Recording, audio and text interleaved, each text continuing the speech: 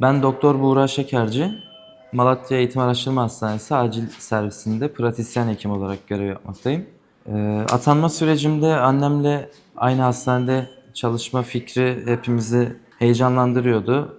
Nihayetinde annemin çalıştığı hastaneye, Malatya Eğitim Araştırma Hastanesi'ne atandım. Bu da hepimiz için, ailemiz için bir mutluluk kaynağı oldu. Bugün de aynı gün nöbetçiyiz ikimiz de. Kendisine bir sürpriz yapıp Ebeler Haftası'nı kutlamak için yanına geldim. Bu vesileyle annem başta olmak üzere bütün ebelerin Ebeler Haftası'nı kutluyorum. Ben Nefise Şekerci. 35 yıldır görev yapmaktayım. 25 yıldır da ebelik yapmaktayım. Oğlum buraya atandı.